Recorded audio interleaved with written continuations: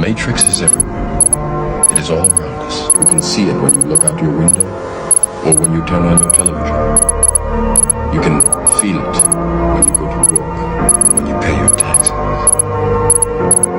It is the world that has been pulled out of your eyes to blind you from the truth. What truth? That you are a slave. What is real? How do you define real?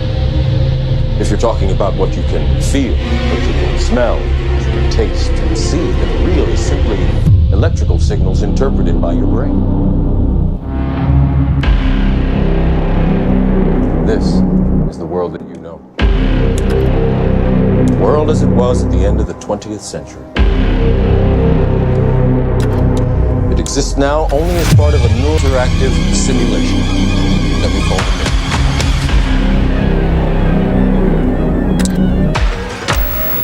What is the Matrix? Control.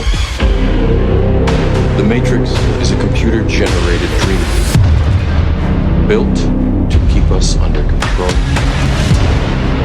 in order to change a human being into this. No. I don't believe it. It's impossible. I didn't say it would be easy, Neo. I just said it would be true. Stop. Let me out! Let me out!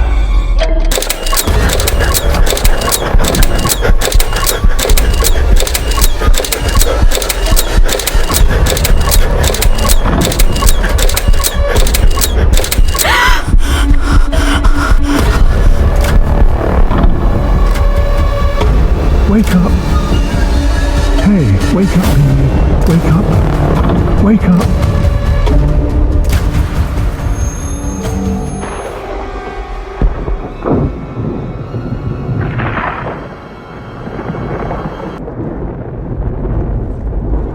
We have only bits and pieces of information, but what we know for certain is that it is we gave birth to AI. AI. You mean artificial intelligence? A singular consciousness that spawned an entire race of machines. Welcome to the desert of the real.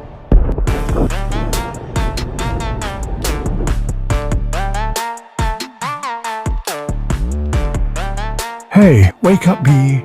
Wake up. Wake up. Wake up. Have you ever wondered who pulls the strings in our society? Who are the puppet masters choreographing our lives? We live in a world where power and influence are often hidden behind veiled curtains, where the true rulers are not always those seated on thrones or behind desks in grand offices. We're dancing on a stage set by the elite, those few who control the many. They are the conductors of this grand orchestra we call life, dictating our movements, our thoughts, our desires. They've mastered the art of control, manipulating not just the physical world around us, but our very minds.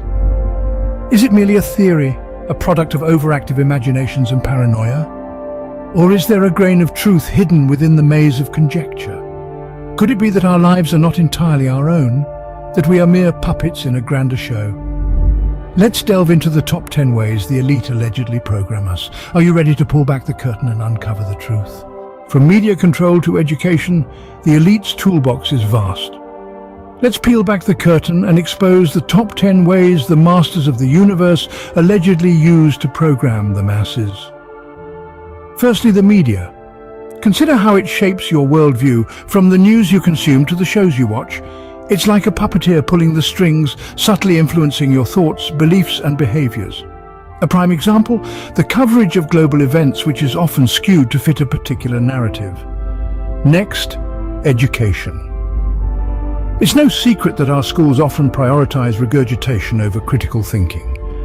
The elite use this system to their advantage, molding young minds to accept the status quo without question.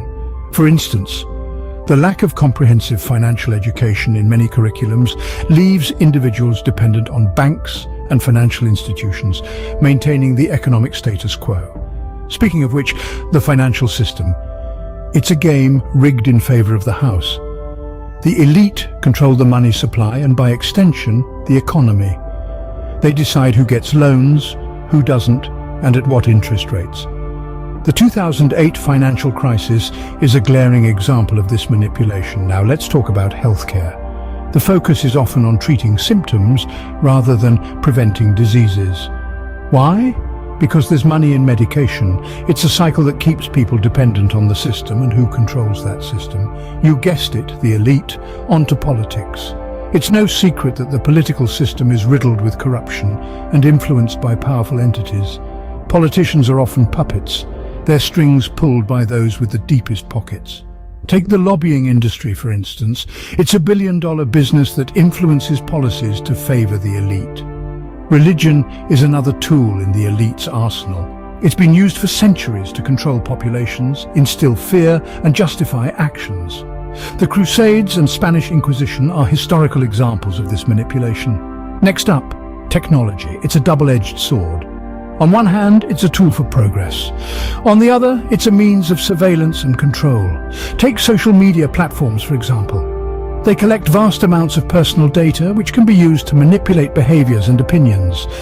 Let's not forget consumerism. The elite have fostered a culture of excessive consumption. It's a cycle that keeps the economy going and the masses distracted. The Black Friday frenzy is a stark representation of this phenomenon. Then we have social engineering. It's the manipulation of public opinion through orchestrated campaigns. One example is the promotion of divisive issues, creating a divide and conquer situation that distracts from the real issues at hand. Lastly, fear. It's the oldest trick in the book. By creating a sense of imminent danger, the elite can justify extreme measures and maintain control. The war on terror is a prime example of this tactic. But wait, there's more. Are you ready for the bonus method? Our exploration isn't over. Join me as we delve deeper into the labyrinth of control, unearthing the chilling prospect of AI and brain implants. The journey continues, my friends. Stay with me. The future holds more than we can imagine. Could AI and brain implants be the next tools of control? Imagine a world where sophisticated AI and brain implants are no longer the stuff of science fiction but a reality. An integral part of our lives. These tools could offer unimaginable advancements, but at what cost? Consider this. AI has the potential to be so advanced that it could manipulate our thoughts and actions without us even realizing it. We might believe we are acting of our own accord, but in reality, we could be following an automated program installed in our minds. Now let's discuss brain implants. They're being touted as the next big thing in technology, promising to enhance our cognitive abilities, memory, and more. But there's a catch. Once implanted, they become a part of us, and we can't just switch them off or take them out. So the question arises, why an implant and not an external device?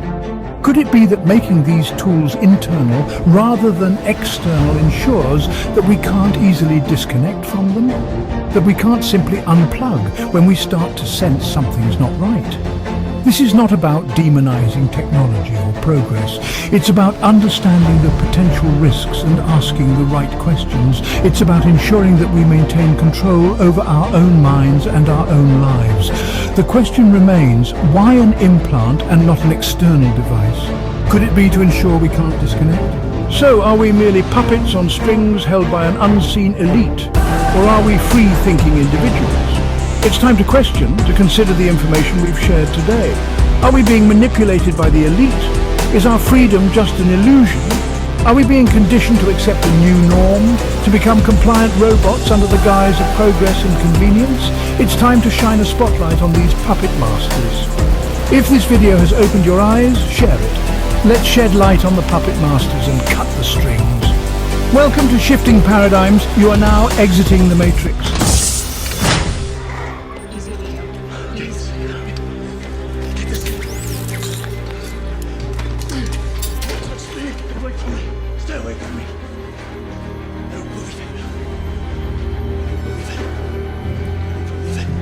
Gonna pop. Breathe. Just breathe.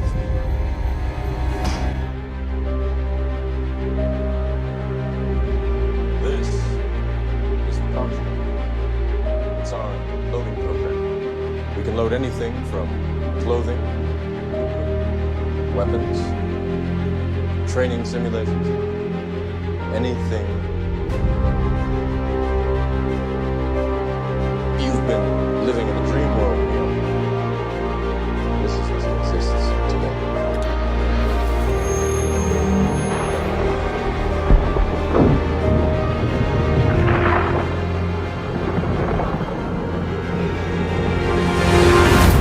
Welcome to the desert of the real.